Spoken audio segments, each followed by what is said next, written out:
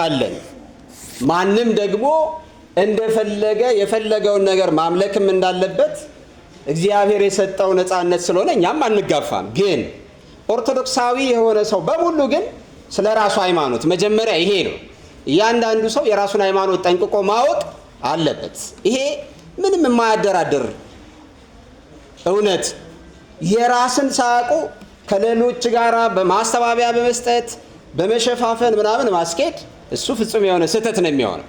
ስለዚህ መጽሐፍ ቅዱስን የሚያምኑ በመጽሐፍ ቅዱስ እንገዛለን፣ መጽሐፍ ቅዱስ የእግዚአብሔር ቃል ነው ብለው የሚያምኑ ነገር ግን በጣም ብዙ የተለያዩ እምነቶች አሉ።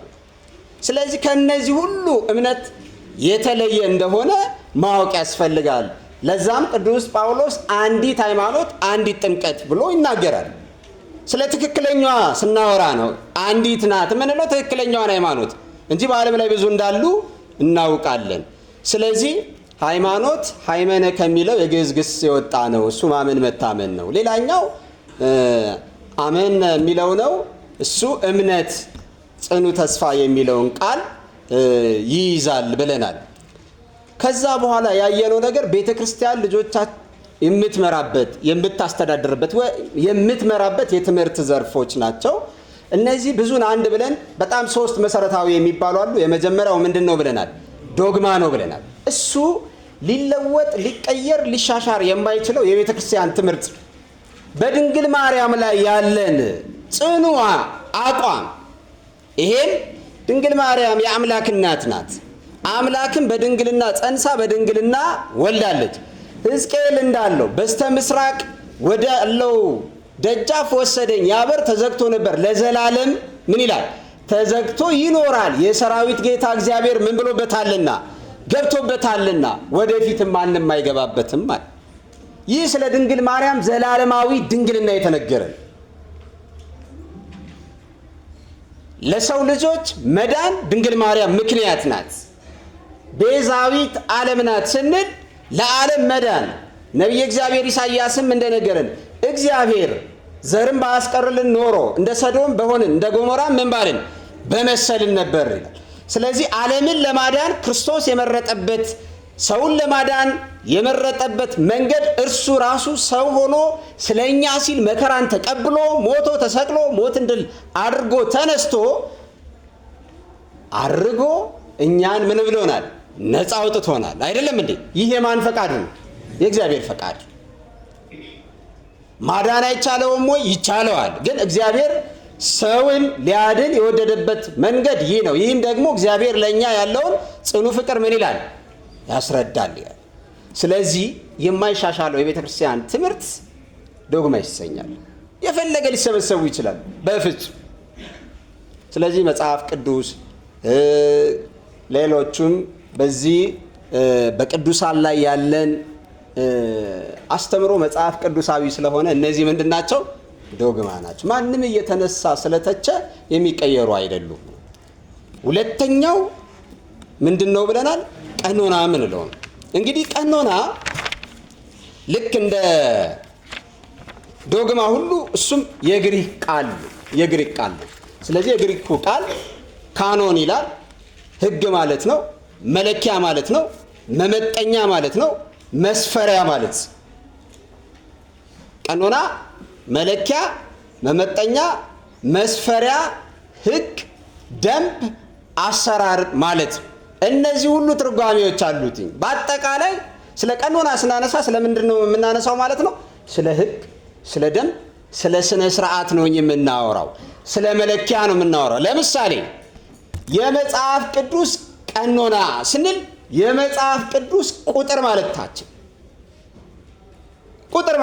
ነው። አባቶቻችን መጽሐፍ ቅዱስ 46ቱ የብሉይ ኪዳን መጻሕፍት 27ቱ የአዲስ ኪዳን መጻሕፍት በድምር 35ቱ የአዲስ ኪዳን መጻሕፍት በድምሩ ስንት ይሆናሉ? 81 ይሆናሉ። ስለዚህ የቅዱሳት መጻሕፍት ቁጥር 81 ነው ይላሉ አባቶቻችን። ይህ በቀኖና ቤተ ክርስቲያን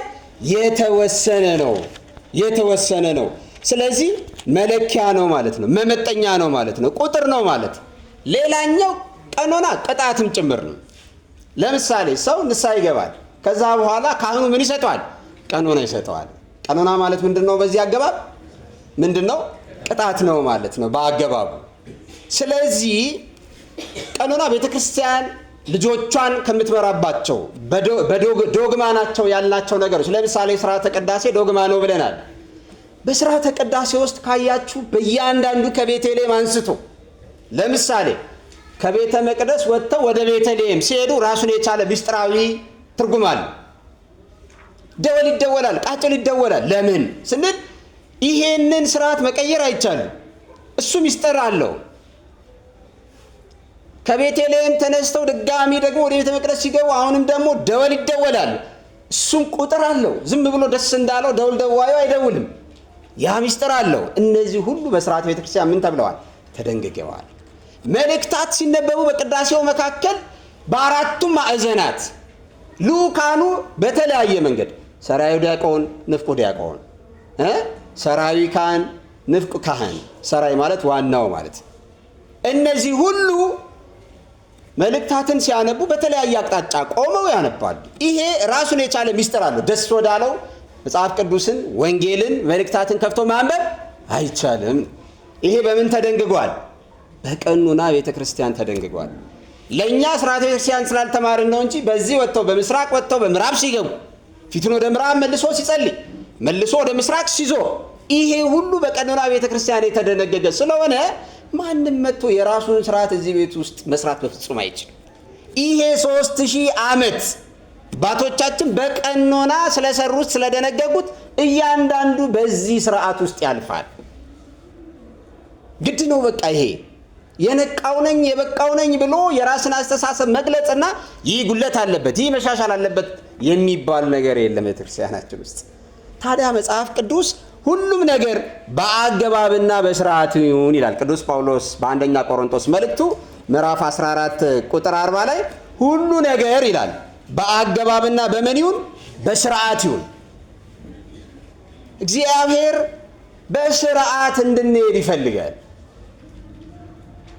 የመሳለም ስርዓት አለ። ወደ ቤተ ክርስቲያን ስንገባ ተሳልመን እንገባለን። ይሄ ራሱን የቻለ ስርዓት አለው። ነጠላ እንደፈለጉ መልበስ አይቻልም። ይሄ ሁሉ በቀኖና የተደነገገ ነው። ታዲያ ሰዎች ይሄን ስለተቹ እኛ ያለን ነገር መልቀቅ አለብን እንዴ? የለብንም። በጣም እኮ የሚገርም ነው። እውነት ሚስጥሩን ስናቅ ስንረዳ እዛ ቤት እንደዚህ አይነት ነገር የለም። ስለዚህ እንደ አንድ ኦርቶዶክሳዊ ደግሞ መቀበልም ያለብን ነገር ደግሞ የቤተክርስቲያኗን አስተምሮ ነው። የቤተክርስቲያኗን ማንም ከቤተክርስቲያን በላይ አይደለም። ማንም ሰው ከቤተክርስቲያን በላይ አይደለም። ግሩፕ በመስራት በጣም ብዙ ተከታዮች ስላሉት አሁን ዘመኑ በጣም አስቸጋሪ ስለሆነ እናያለን። አይነኬ የሆኑ ነገሮች አሉ። ለእናንተ ሁሉም ነገር አይነገርም እዚህ ውስጥ። ለምሳሌ ቤተ መቅደስ ውስጥ የሚገቡ ስልጣነ ክህነት ያላቸው ሰዎች ናቸው። ከዚህ ውጪ ያለው ሰው ስልጣነ ክህነት የሌለው ሰው ቤተ መቅደስ ውስጥ ይገባል እንዴ? ምን ሊያደርግ? አልተሰጠውም። እግዚአብሔር መርጧል እኮ ከመጀመሪያው ጀምሮ ዓለም ከተፈጠረበት ጀምሮ ማለት እያንዳንዱ ነገር በስርዓት የተሰራ ነው። ይህን ያደረገ እግዚአብሔር ነው። ስለዚህ በዚህ በእግዚአብሔር ሕግና ስርዓት መጓዝ ያስፈልጋል። ሕግ ስንጥስ ስርዓት ስንጥስ ዝም ማለቱ ያ ነገር ትክክል ስላልሆነ አይደለም። እግዚአብሔር ምን ስለሆነ ነው? መሐሪ ነው፣ ይቅር ባይ ነው። ስለዚህ የማንንም ጥፋት ስለማይፈልግ እኛን ይታገሳል አምላካችን። ዝምታው ለዛ ባለማወቅ የተደረገ ነገር ስለሆነ ነው። ግን በመጽሐፍ ቅዱስ ላይ እናያለን ያለ ስርዓት የሄዱ ሰዎች ሲቀሰፉ ሲገስጻቸው እግዚአብሔር እናያለን። ስለዚህ መጽሐፍ ቅዱስ በስርዓት እንድንመራ ያዛል እና ዝም ብሎ የሰዎችን አስተሳሰብ ከዚህም ከዛም እያመጡ መሸቃቀጥና ስርዓት አልባ ማድረግ በፍጹም አይቻልም። ሰዎች ራሳቸውን እየለዩ ይሄዳሉ በዚህ አግባብ። ስለዚህ እህቶች በዚህ ሲቀመጡ ወንዶች በዚህ ቦታ ላይ ለብቻቸው ደግሞ ይቀመጣሉ። ለምን? ይህ ስርዓት ቤተክርስቲያን ስለሆነ አይደለ እንዴ? ሌላ ቦታ ላይ ተቀላቅለው ሊቀመጥ በቤተክርስቲያን ስርዓት ግን ከዚህ ውጪ መቀመጥ አግባብ አይደለም። በየትኛውም ቦታ ላይ ስርዓተ ቅዳሴው ላይ በተመሳሳይ በየጾታው። ስለዚህ ቀኖና በጣም አስፈላጊ ነገር ነው ለቤተክርስቲያናችን። በጣም ይሄ እንደ አስፈላጊነቱ ሊሻሻል እንደ አስፈላጊነቱ ሊቀየር የሚችል ነገር አለው። እሱም ግን አሳማኝ ሆኖ ሲገኝ ከዛስ ማን ይቀይረዋል? በሲኖዶስ መወሰን መቻል አለበት። ግልጽ ነው። ማንም ሰው አንድ የደብረ አለቃ ተነስተው ከዚህ በኋላ ሴቶች በደቡብ በር እንዳገቡ የእናንተ መግቢያ ከዚህ በኋላ በሰሜኑ በኩል ነው ማለት አይችልም። አንድ ሊቀ ጳጳስ ተነስቶ ይህን ሊል አይችልም። እሱ ስርዓት አይደለም፣ ስልጣኑም አይደለም፣ ስልጣኑ አይደለም። ስለዚህ እንዲህ አይነት ነገሮች በጣም ለምእመናን አስፈላጊ ጠቃሚ ሆነው የሚገኙ ከዛ በኋላ የቅዱሳን አባቶቻችንን መጻሕፍት የሥርዓት መጻሕፍት አሉ። እነዛን የሥርዓት መጻሕፍት የማይቃወሙ ሆነው ሲገኝ መሰረታዊውን የቤተ ክርስቲያን ትምህርት የማያናጋ ሆኖ ሲገኝ እንደ አስፈላጊነቱ ምን ሊደረግ ይችላል? ሊለወጥ ሊቀየር ይችላል። በምን አማካኝነት? በሲኖዶስ አማካኝነት። እንግዲህ የበላዩ የቤተ ክርስቲያኗ ጠባቂ ሲኖዶስ ነው። ስለዚህ በዚህ እንደ አስፈላጊነቱ አሳማኝ ሆኖ ሲገኝ ተወያይተው መሰረታዊ የቤተ ክርስቲያንን አስተምሮ እንደማይንድ ሲረጋገጥ በሲኖዶስ ይወሰናል። ከዛ ምእመናንም ደግሞ ተቀብለው ለዛም ስርዓት አስፈላጊ ነገር ይደረጋል ማለት ነው። ስለዚህ የበዓላት አከባበር እንደዚሁ የተደነገገ ስለሆነ ያው በውጭ ያሉ ሰዎች ለምሳሌ በዓላትን አሳልፈው እንደሚያከብሩ ይታወቃል። እንዳሉበት ነባራዊ ሁኔታ አይደለም። ኢትዮጵያ ውስጥ ሆነን ሰኔ 12 ለምሳሌ ማክሰኞ ሆነ ሰኞ ሆነ በእለቱ ይከበራል። ከኢትዮጵያ ውጭ ያሉ ሰዎች እንደዛ ማክበር አይችሉም። የሀገሪቷ ሲስተም እንደዛ ስለማያስኬድ ከዛ በኋላ መልእክታቸውን አስተላልፈው ምናልባት ለቀረበው እሁድ አለበለዛም ካለፈ በኋላ ምን ሊያደርጉ ይችላሉ? ሊያከብሩ ይችላሉ። እንዲህ ያለው ስርዓት እንደ ሁኔታው በአባቶች እየተመራ ሊሻሻል የሚችልባቸው ሁኔታዎች እንዳሉ መረዳት ያስፈልጋል። ከዛ ውጪ የበዓላትን ቁጥር መቀነስ የሚባለው ነገር ግን በፍጹም የማይታሰብ ነው። እነዚህ እንደ ዶግማ የሚታዩ ነገሮች ስለሆኑ ማለት ነው። ስለዚህ ይሄ በጣም አስፈላጊ የሆነ ነገር ነው። ሌላኛው ትውፊት ነው። ሶስተኛ አስቀምጠ ነው የነበረው። ትውፊት ማለት እንግዲህ ይህ የግዕዝ ቃል ነው። አወፈየ ይላል፣ አቀበለ ነው። ትውፊት ማለት ውርስ፣ ቅብብል ማለት ነው። ትውፊት ማለት ውርስ፣ ቅብብል ማለት ነው። ርክክብ ማለት ነው። ትውፊት ማለት ውርስ፣ ቅብብል፣ ርክክብ ማለት ነው። ይኸውም አንድ ትውልድ ከእርሱ በፊት ከነበረው ትውልድ የሚቀበለውና እርሱም ደግሞ ለተተኪው ትውልድ የሚያስተላልፈው ሃይማኖታዊ ስርዓት ምን ተብሎ ይጠራል?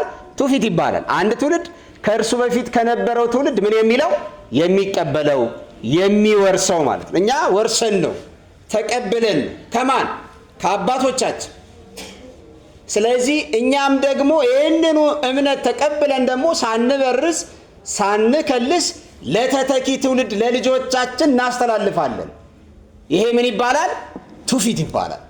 ቤተ ክርስቲያንን የምንመራባቸው ሶስተኛው ዘርፌ ነው ማለት በጣም ወሳኝ የሆነው ነገር። ክርስትና እዚህ ዘመን የደረሰው በምን አማካኝነት ነው? በትውፊት አማካኝነት።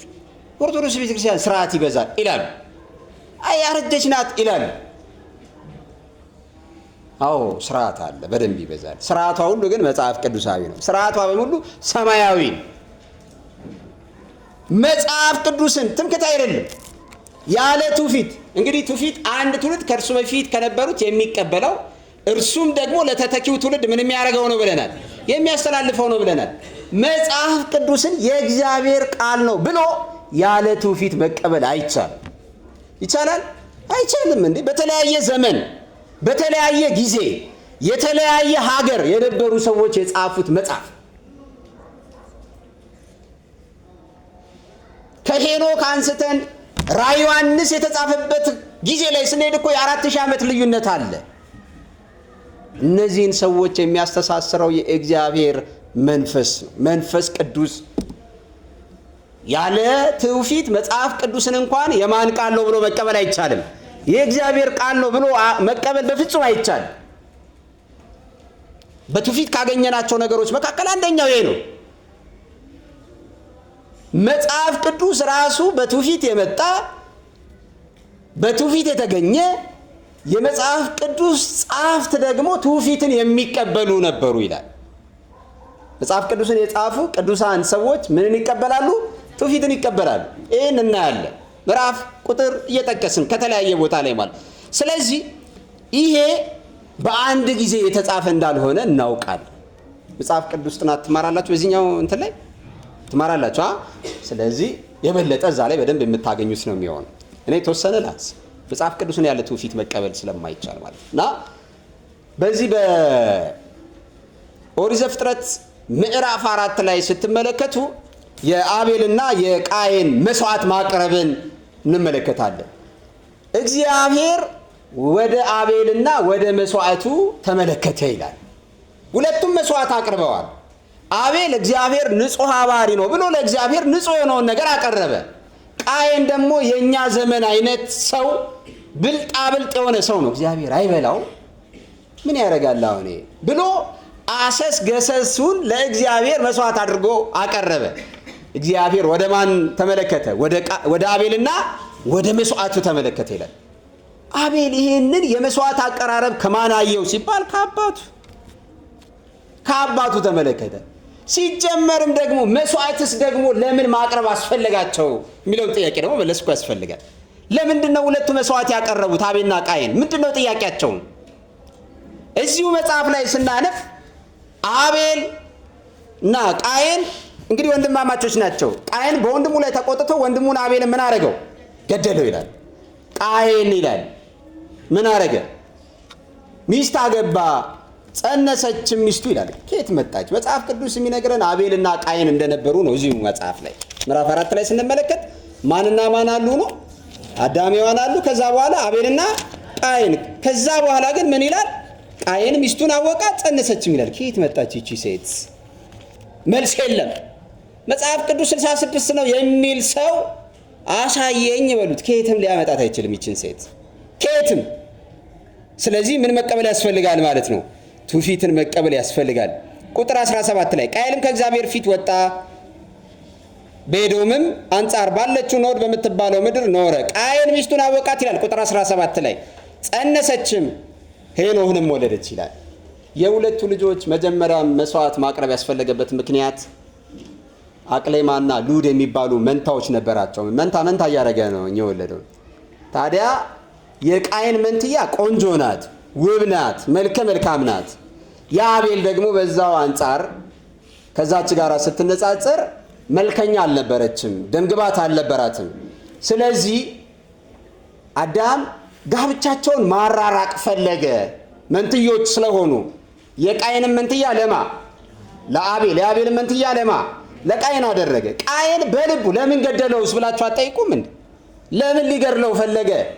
መፈለግ ብቻ አይደለም፣ ወንድሙን ለምን ገደለው ስንል እግዚአብሔር ቢጨክን ቢያዳላ በእኔ አለ። ወደ ማን ስለተመለከተ? አቤት ወደ አቤልና ወደ መስዋዕቱ። አባቴን ቢያዳላ በእኔ አለ። ስለዚህ ማጥፋት አለብኝ ብሎ ወንድሙን ገደለው ነው የሚለው። ቁጥር 17 ላይ ገደላት። ከየት መጣች? መልስ ያስፈልገዋል። ይሄንን በ66ቱ መጽሐፍ ላይ ፈልገን አናገኘውም። ስለዚህ የግድ 80 መቀበል የሚያስፈልገን ከዚህ አንጻር ነው። መጽሐፈ ኩፋሌ ላይ ይሄንን ታሪክ መንትያው ማን እንደሆነች ደግሞ ተጽፎ የምናገኘው ነው የሚሆነው። ግልጽ ነው። ስለዚህ እንዲህ አይነት ታሪኮች በትውፊት የተገኙ ነገሮች መሆናቸውን መዘንጋት አይገባም። ሌላ ለምሳሌ በዚህ ባለፈው ሳምንት አንስተነዋል። እግዚአብሔር ሙሴን ከእረኝነት ጠራው፣ እንዲህ አለው፣ ሂድ በፈርዖን ላይ አምላክ አድርጌ ሾሜ ካለው አለው። ወደ ፈርዖን ገባ። እግዚአብሔር ሕዝቤን ልቀቅ ይልሃል አለው። ከዛ በኋላ በፈርዖን ላይ የተለያዩ ተአምራትን ሙሴ ማድረግ ጀመረ። የፈርዖንም ጠንቋዮች ይሄንኑ ያደርግ ነበር ይላል። ይሄንኑ ያደርጉ ነበር። የእሱ በትር ወደ እባብነት ስትቀየር የፈርዖንም ጠንቋዮች ያንኑ ያደርጉ ነበረ። ታዲያ ቅዱስ ጳውሎስ በዚህ በሁለተኛ ጢሞቴዎስ ምዕራፍ 3 ቁጥር 16 ላይ ሙሴን የተቃወሙትን ጠንቋዮቹ ማንን ተቃወሙ? ሙሴን ተቃወሙ። እነዛ ጠንቋዮች እነማን እንደሆኑ አምስቱንም የሙሴን መጻሕፍት ብሔረ ኦሪት ተብለው የሚጠሩት ዘፍጥረት፣ ዘጸአት፣ ዘውልቅ፣ ዘሌዋውያንና ዘዳግም እነዚህን አምስቱንም ብናነብ ሙሴን የተቃወሙ ጠንቋዮች እነማን እንደሆኑ አይታወቅም። ታዲያ ቅዱስ ጳውሎስ በዚህ በሁለተኛ ጢሞቴዎስ ምዕራፍ 3 ቁጥር 16 ላይ ኢያኔስና ኢያንበሬስ ሙሴን እንደተቃወሙት ይላል። የጠንቋዮቹ ስም ማን ነው? ኢያኔስና ከየት አገኘው ቅዱስ ጳውሎስ? አስቡት፣ ከ3000 ዓመት በላይ ልዩነት አለ በሁለቱ መካከል። በምን አገኘው? ስለምን እያወራን ነው? ስለ ትውፊት እያወራን ነው። ስለዚህ በምን አግኝቶታል? በትውፊት አግኝቶታል። ለዚህ ነው ትውፊትን መቀበል የግድ የሚለን ከዚህ የተነሳ ነው። አለበለዚያ ራሱ መጽሐፍ ቅዱስ እንኳን ሙሉ መልስ ሊሰጠን የማይችል መሆኑን ማወቅ በጣም ያስፈልጋል። ለምሳሌ በሌላም ቦታ ላይ እንመልከት። ይሁዳ 1:9 የይሁዳ መልእክት አንድ ምዕራፍ ነው ያለው። ምን ይላል? የመላእክት አለቃ ቅዱስ ሚካኤል ይላል። የመላእክት አለቃ ቅዱስ ሚካኤል ከዲያብሎስ ጋር በተከራከረ ጊዜ ይላል ስለ ሙሴ ሥጋ እግዚአብሔር ይገስጽ አለው እንጂ የስድብን ቃል ሊናገረው አልወደደም ይላል። ከማን ጋር በተከራከረ ጊዜ? ስነ ፍጥረት ላይ እናየዋለን። ስለ ሙሴ ሥጋ በተከራከሩ ጊዜ ይላል። ስለዚህ ይሁዳ በብሉይ ኪዳን ያልተጻፈ በጽሁፍ ማለት፣ ምክንያቱም የጽሁፍ ነቢያትና የቃል ነቢያት የሚባሉ አሉ። የጽሁፉ አበይት ነቢያት የሚባሉት እነ ኢሳይያስ፣ ኤርሚያስ፣ ሕዝቅኤልና ዳንኤል ናቸው። ሌሎች ደግሞ 12 ነቢያት አሉ፣ የጽሁፍ ነቢያት። ሌሎቹ ደግሞ መጽሐፍ ያልጻፉ ነቢያት ደግሞ አሉ፣ የቃል ነቢያት የሚባሉ። ለምሳሌ ዳዊት ኃጢአት ሰራ፣ እግዚአብሔር ማንን ላከው ይላል? ነቢዩ ናታንን ላከው ይላል። ናታን ጽሁፍ ጽፎ አናገኘውም። ከሐዋርያት መካከል 12 እንደሆኑ እናውቃለን። ስንቱ ነው የጻፉት? 2 ናቸው መጽሐፍ ቅዱስ ላይ የጻፉት አይደለም? ማናማ? ማቴዎስና ዮሐንስ። 2 ከ72ቱ አርድእት መካከል ናቸው። ማናማ? ማርቆስና ሉቃስ። ስለዚህ ሁሉም ሐዋርያት አልጻፉም፣ ሁሉም ነቢያት አልጻፉም። ታዲያ በዚህ በማቴዎስ ወንጌል ምዕራፍ 1:23 ላይ የጌታችንን ልደት ሲዘረዝር ቅዱስ ማቴዎስ እንዲህ ይላል፣ በነቢያት ናዝራዊ የተባለው ይፈጸም ዘንድ ናዝሪት ወደምትባል ከተማ ገብቶ ኖረ ይላል። አያችሁ፣ በነቢያት ናዝራዊ የተባለው ይፈጸም ዘንድ ናዝሪት ወደምትባል ከተማ ገብቶ ኖረ። ማን? ኢየሱስ ክርስቶስ። ታዲያ የትኛው ነቢይ ነው? የነቢያቱን መጽሐፍ ሁሉንም ስታነቡ ብትሉ ብታድሩ ይሄንን ቃል በፍጹም አታገኙት፣ የለም መጽሐፍ ቅዱስ ላይ። ስለዚህ በምን የተገኘ ነው ማለት ነው? በትውፊት የተገኘ ነው። በትውፊት የተገኘ ነው። ስለዚህ ያለ ትውፊት መጽሐፍ ቅዱስን የእግዚአብሔር ቃል ነው ብሎ መናገር አይቻልም። በእውነት መጽሐፍ ቅዱስን ብቻ እኮ አይደለም፣ ሌሎች መጽሐፍትን ሁሉ እኮ ለመቀበል እኮ ቤተክርስቲያን አዋልድ መጽሐፍት ብላ ትቀበላለች። አይደለም እንዴ? አዎ፣ ጌታ ያደረገው ታምር ይላል እኮ በዚህ በዮሐንስ ወንጌል ምዕራፍ 20:30 ላይ ኢየሱስም በዚህ መጽሐፍ ያልተጻፈ ሌላ ብዙ ተአምራትን በደቀ መዛሙርቱ ፊት አደረገ ይላል። ዮሐንስ ምዕራፍ 20:30 ላይ አንብቡት ቤታችሁ ገብታችሁ። በዚህ መጽሐፍ ያልተጻፈ ሌሎች ብዙ ተአምራትን በደቀ መዛሙርቱ ፊት አደረገ ይላል። ሁሉም ነገር አልተጻፈም። ስለዚህ ሌሎቹንም መጽሐፍት የመቀበል ግዴታ አለብንና ቤተክርስቲያናችን ትውፊትን ትቀበላለች። ለዚህ ነው የምትቀበለው። መጽሐፍ ቅዱስን ሙሉ የሚያደርገው ነገር ይህም ስለሆነ ቤተክርስቲያኗም ዘመን ተሻጋሪ የሆነችበት አንዱ ይሄ ስለሆነ እና ቅዱስ ጳውሎስ ምን ይላል? በፊልጵስዩስ መልእክቱ ምዕራፍ 4:9 ላይ ከኔ የተማራችሁትንና ይላል። ፊልጵስዩስ 4:9 ከኔ የተማራችሁትንና የተቀበላችሁትን የሰማችሁትንም ይላል። ምን ያላችሁትን? የሰማችሁ ያያችሁትንም ይላል። የሰማችሁትን ድጋሚ ደግሞ ምን ያደረጋችሁ? ያያችሁትንም እነዚሁ አድርጉ ይላል። እነዚህ ነገሮች አልተጻፉም። እንደዚሁ አድርጉ። ከኔ የሰማችሁትን ያያችሁትን እነዚሁኑ ደግሞ አድርጓል። ስለዚህ ትውፊት በጣም አስፈላጊ ነገር ነው። ስለዚህ ቤተክርስቲያናችን በዚህ በ325 ዓመተ ምህረት የመጀመሪያው መናፍቅ አርዮስ ከተወገዘ በኋላ መጽሐፍ ቅዱስ እንደዛሬው እንደዚህ የተሰበሰበ ስላልነበረ ለመናፍቃን ሴራ የተጋለጠም ስለነበረ ቅዱሳት መጻሕፍት እንዲሰበሰቡ ምክንያት የሆነው በዛው በ325 ዓመተ ምህረት አርዮስን ሲረሱ አፈጉባኤ ሆኖ አርዮስን ረድቶ ኦርቶዶክስ ቤተክርስቲያናችንን ቀና ብላ እንድትሄድ ያደረገ ቅዱስ አትናቴዎስ በልጅነቱ ተጠርቶ፣ ስለዚህ ከአርዮስ ለመለየት ያችን ሃይማኖት ኦርቶዶክስ ብለው ጠሯት። ስለዚህ ከዛ በኋላ ቅዱሳት መጻሕፍትን የማሰባሰብ ስራ ተሰራ። ከዛ በኋላ ነው ለእያንዳንዱ መጽሐፍ የተሰራው በቅዱስ አትናቴዎስ። በዚህ ብዙ መከራና እንግልት አግኝቶታል። ስለዚህ የመጽሐፍ ቅዱስ ጥናት ስትማሩ የበለጠ በደንብ ታያላችሁ። ታዲያ 16ኛው ክፍለ ዘመን ላይ የመጣ ብልጣብልጥ የሆነ ጴንጤ ፕሮቴስታንት ስለ መጽሐፍ ቅዱስ በፍጹም ሊናገር አይችልም። እውነታው ካለቀ በኋላ የመጣ ልጅ ለእናቷ መጣ አስተማረች ነው የሚሆነው። በቃ አይሆንም፣ በፍጹም አይሆንም። ነገር ግን እኛ ስለ እምነታችን ቀርበን ማወቅ በጣም ያስፈልጋል። አለበለዚያ ግን ሲያደናብሩን እንደሚገኙ ይታወቀዋል። በኋለኛው ዘመን ብዙዎች የሐሰተኞች ነቢያትን በውሸተኞች አጋንንት የተሰጠውን ትምህርት እያደመጡ ሃይማኖታቸውን ይክዳሉ ነው የሚለው ቅዱስ ጳውሎስ በዚህ በአንደኛ ጢሞቴዎስ መልእክቱ ምዕራፍ 1 ከቁጥር 1 ጀምሮ በአጋንንት የተሰጠውን ትምህርት እያደመጡ ነው የሚለው።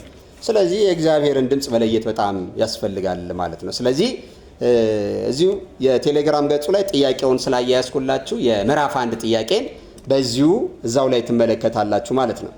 ምናልባት ስማርት ስልክ የሌላችሁ ካላችሁ ግን ጥያቄዋ ትንሽ ስለሆነች አንብቤላችሁ ሊዳ 5 ጥያቄ የሌላችሁ ሰዎች አላችሁ? እሺ፣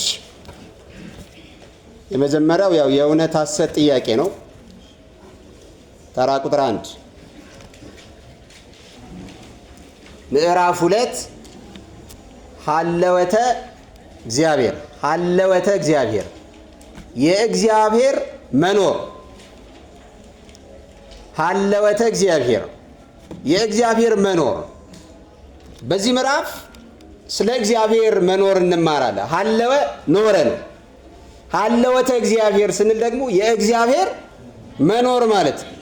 ስለዚህ በዚህ ትምህርት ውስጥ የእግዚአብሔርን መኖር እንማማራለን። ስለ እግዚአብሔር መኖር፣ ስለ እግዚአብሔር ባህሪያት ከዚህ ትምህርት በኋላ በደንብ እናውቃለን ማለት ነው። የሚጠበቅብን ነገር ይህ ስለሆነ ነው። ስለዚህ ሀለወተ እግዚአብሔር ስንል ምን ማለታችን ነው? የእግዚአብሔር መኖር እንግዲህ ያው ባለፈው ለማንሳት ሞክረናል። የእግዚአብሔርን መኖር የሚጠራጠሩ አካላት ስላሉ ሀለወተ እግዚአብሔርን ማመን የመጀመሪያው ነገር ነው። ሀለወተ እግዚአብሔርን እንግዲህ በዓለም ላይ የሚያምኑ በጣም ብዙ ሰዎች እንዳሉ ይታወቃል። ስለዚህ ሰው ስለሚያምነው ነገር ስለ እግዚአብሔር መኖር ማወቅ ያስፈልጋል በደንብ። የእግዚአብሔር መኖር ደግሞ የሚታወቀው ሁል ጊዜ ለእኛ በጎነት ቸርነት ሲደረግልን ብቻ አይደለም። ብዙ ጊዜ ሰዎች የእግዚአብሔርን መኖር እነርሱ ባገኙት ምንዳ ልክ ለመመዘን ሲሞክሩ ይስተዋላል። ልክ መከራ የበዛበት ሰው፣ ፈተና የበዛበት ሰው ግን የእግዚአብሔርን መኖር ደግሞ በብዙ ሁኔታ ሲጠራጠር ይስተዋላል። ከዛ ማለፍ ሲል ደግሞ ተምሬያለሁ አውቄያለሁ ብሎ የሚያስብ ደግሞ የመጀመሪያው ነገሩ ሀለወተ እግዚአብሔርን መጠራጠር። በተለይም ደግሞ ለዚህ ለፍልስፍና ትምህርት የተጋለጡ ሰዎች በአብዛኛው ማለት በሚቻልበት ሁኔታ የመጀመሪያው ነገራቸው ሀለወተ እግዚአብሔርን መጠራጠር ነው። ይልቁንም ግን ሰው በተማረ ቁጥር የበለጠ እንደውም የእግዚአብሔርን መኖር የሚያስረዳ ነገር በጣም ብዙ ነው። አባቶቻችን ለክርስቲያን ሁሉ ይላል ከሁሉ ነገር ሃይማኖትን መማር ይጠበቅበታል። ልጆቻችሁን መጽሐፍተ ሰሎሞንና ይላል 4ቱን ወንጌላት አስተምሯቸው ይላሉ። የእግዚአብሔር ጥበብና መንፈስ እንዲያድርባቸው። ምክንያቱም በመጽሐፈ ምሳሌ ምዕራፍ 1 ቁጥር 7 ላይ ምን ይላል? የጥበብ መጀመሪያ ማንም መፍራት ነው ይላል። ከዛን እዛ ሳሙኤል ላይ ሄድና የጥበብ መጀመሪያ እግዚአብሔርን መፍራት ነው፣ ቅዱሱንም ማወቅ ደግሞ ማስተዋል ነው ይላል። ቅዱሱንም ማወቅ ምንድነው? ማስተዋል ነው ይላል። እና እንደውም ሰው በጣም ነው የሚገርመው። ምናልባት አብዛኞቻችን ዘመናዊ ትምህርት ቀስመን ከዛ በኋላ ወደዚህ ስለምንመጣ ህሊናችንም ስለተበረዘ ካልሆነ በቀር የበለጠ የተረዳ የተመራመረ ሰው ይልቁንም ነገር እግዚአብሔርን ሲማር የቤተክርስቲያንን ትምህርት ሲማር በጣም የሚገርም ነገር ነው። ያልተለካ ነገር የለው። አባቶቻችን ስነ ፍጥረት ላይ ስንመጣ የሰው ባህሪ የሚገርም ነው። የቀደሙትን መጽሐፍ ስናነብ ልክ እንደዛው አንድ ሰው ሕክምናን አጥንቶ ሰዎችን የሚረዳ ቢሆን በዚህ ጥበቡ በዚህ ሙያው የበለጠ እኮ የሚገርመው እኮ እግዚአብሔር ሰውን ከምድር አፈር አበጀው በአፍንጫውም ሕይወትን እስትንፋስ አለበት ሰውም ደግሞ ሕያው ነፍስ ያለው ይላልና በሽርፍራፊ ሰከንድ የተፈጠረው ያ የሰው ልጅ የሚገርም እኮ ነው። በሕክምና ትምህርት ውስጥ እንግዲህ በጣም ከባድ የሚባሉ ትምህርቶች አናቶሚ ያለ፣ ከዛ ካላችሁ ፊዚዮሎጂ በጣም ይከብዳል። ይሄ ሰው የሰራው ነው ቆጥሮ ማለት ነው የሰውነታችንን አካላት ከዛ በኋላ ሲስተሞቹን እንዳለ ይሄንን ማጥናት ለኛ ራስ ምታት ያውም በብዙ ተደጋግሞ ማለት ተደጋግሞ የተማርነው ትምህርት ይሄንን ያየ የሰው ልጅ ይልቁንም የእግዚአብሔርን ነገር አንደኛ ጉድለትም አለበት ራሱ ሙያው በሙያነት በራሱ ምክንያቱም የሰራው ማን ስለሆነ ሰው ስለሆነ አይደለም ሰው ስለሆነ የሰው ስራ ነው። ስለዚህ በቃ ይሄ አይተርፍም ተብሎ አረ በቃ ከዚህ በኋላ የሚባሉ ሰዎች እኮ ተርፈው ሲሄዱ እናያለን። ዓለም የማትመልስልን ጥያቄዎች አሉ። ምላሽ የሌላቸው ነገሮች በጣም ብዙ ናቸው። ስለዚህ ነገር እግዚአብሔርን የበለጠ እዩት እስቲ የሚጠናው የትምህርት ዘርፍን እዩት ብዛቱ። እግዚአብሔር ግን እነዚህን ይሁናል ይላል። ባህር ይላል ባህር በውስጧ ይላል የሚንቀሳቀሱ ነፍሳትን ታስገኛለህ እንዲሁም ማስገኘት ይላል። ኢንቨርተብሬት የሚባል ኮርስ አለ። በጣም ከባድ የሆነ ኮርስ ስማቸውን ለመያዝ በጣም መከራ ከባድ። ይሄ ሰው የሰራው ነው። እግዚአብሔር ግን በዚህ በሽርፍራፊ ጊዜ ውስጥ እነዛ በባህር ውስጥ የሚኖሩት እጽዋቱ ቢባል ልክ እንደዛው ስፍር ቁጥር የላቸውም። ለብቻው እኮ ነው የሚጠናው አይደለም እጽዋቱ። ያም ደግሞ እጽዋት ለብቻ አይደለም ለብቻ ተከፋፍለው ደግሞ ድጋሚ ይጠናል። ስለዚህ ሰው በተባረ ቁጥር ማንን ማክበር አለበት? የበለጠ እግዚአብሔርን ነው እያከበረ መሄድ የሚገባው። ወደ ክደት የሚወስድ ነገር የለውም። ያ ከሆነ ያ ሰው አልገባውም፣ መማር ራሱ አልገባውም። በጣም ብዙ ነገር የኛ ጭንቅላት ይሰራል። በጣም ብዙ ይሄን ያደረገ እግዚአብሔር ነው። ስለዚህ የሚደነቀው እርሱ እግዚአብሔር ነው። እንዴት ሸክላ ሰሪውን ይፈትነው ይመረምረው ዘንድ ይችላል? እናንተ የእጆቼ ስራዎች ናችሁ ይላል አይደለም እንዴ? አዎ። ስለዚህ ሀለተ እግዚአብሔርን ማወቅ መረዳት ማመን ያስፈልጋል። ሀለተ እግዚአብሔር የእግዚአብሔርን መኖር የምንረዳባቸው በጣም ብዙ ነገሮች አሉ። ባለፈው አብርሃምን ለማንሳት ሞክረናል። እግዚአብሔር መኖሩን የምናውቅባቸው በጣም ብዙ መንገዶች ይኖራሉ። ከነዚህ የእግዚአብሔርን መኖር ሀልወቱን ከሚያስረዱ ነገሮች መካከል የመጀመሪያው ስነ ፍጥረት አስተዋይ የሆነ አይምሮ ያለው ሰው መረዳት የሚችል ሰው ካለ እርሱ የእግዚአብሔርን ስራ የእግዚአብሔርን መኖር እንዲያውቅ ያደርገዋል። ስለዚህ አስቡትኝ እስቲ የህዋ ሳይንስን እዩ።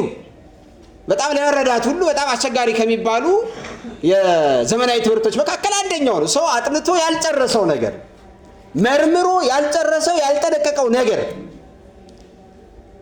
ግን የሰው ልጅ ሁሉ ጊዜም ለማግኘት ይለፋል፣ ይጥራል፣ ይግራል።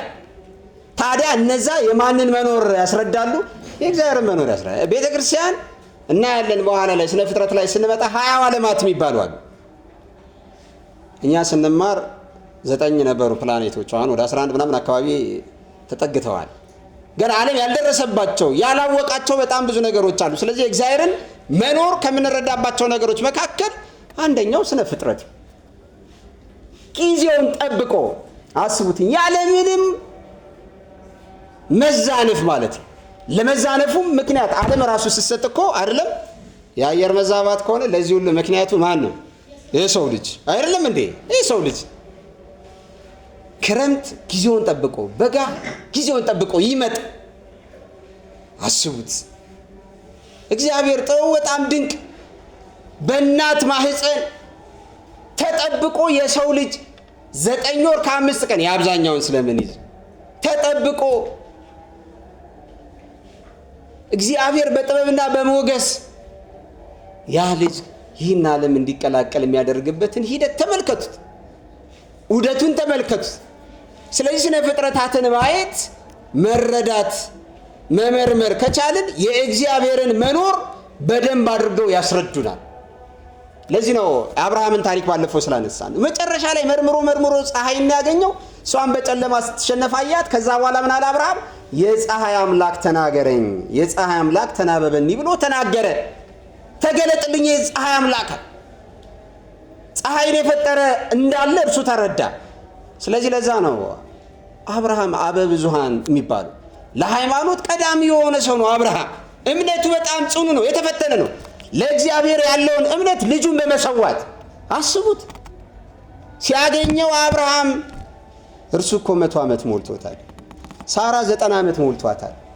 እግዚአብሔር ደግሞ ተወልዳላችሁ ካለ በኋላ ከነገራቸው በኋላ 25 ዓመት ልጅ ጠብቀዋል። አይገርምም? ይሄ 25 ዓመት ተጠብቆ የተገኘው ይስሐቅ እሱንም ሰዋልኛል። እንዴት አይነት የሚገርም! አብርሃም ልጁን ይዞ ሄደ ይላል። በዚህ በማቴዎስ ወንጌል ትርጓሜ ስንማር በአብርሃም ሕሊና ውስጥ ይስሐቅ ሞቷል ይላል። የት አለ መሰዋቱ ይላል። ይስሐቅ ይጠይቃል፣ እግዚአብሔር ያዘጋጃል እያለው ነው ሄደው። ስለዚህ በአብርሃም ሕሊና ውስጥ ይስሐቅ ሞቷል። ነገር ግን እግዚአብሔር አስነሳው። የአብርሃምን እምነት ተመለከተ። ይህንን እኮ ነው አብርሃም አመነ ጽድቅም ሆኖ ተቆጠረለት የሚለው። ልጅህን ሰዋ ሲለው እንዴት በስተርጅና አግኝቼ ሚስቴም ካረጀች ከሸመገለች ብሏል እኮ መጀመሪያ ላይ ብስራቱ ሲበሰር ብሏል። እሷም ሳቀች ይላል። ለዛ እኮ ነው ይስሐቅ ያለ። ስለዚህ በአብርሃም ሕሊና ውስጥ ሞቶ ነበረ። ስነ ፍጥረታትን የእነርሱን ሁኔታ መመልከት የበለጠ የእግዚአብሔርን ሀለወት እንድናምን ያደርገናል። አውሮፕላን ተከስክሶ ብዙዎች አልቀው ከዛ ውስጥ ሕፃናት ሲተርፉ እናያለን። በዚህ መካከለኛው ምስራቅ ሁሌ ጦርነት ነው። ህንፃዎች ይወድማሉ፣ ይፈራርሳሉ። ከዛ ፍርስራሽ ውስጥ ሕፃናት በሚገርም ተአምር ከብዙ ቀናት በኋላ ሲወጡ እናያለን። የማን ተአምር? ስለዚህ ስነ ፍጥረታት አንደኛው ለእግዚአብሔር መኖር ሀለወት አስረጆች ናቸው ማለት። ስነ ፍጥረታቱን መመልከት ብቻ በቂ ነው። ሁለተኛ የህሊና ምስክርነት ምንለው ነው። የህሊና ምስክርነት እንግዲህ ሰው አዋቂ ከሌሎቹ ፍጥረታት በተለየ ሰው አዋቂ ነው።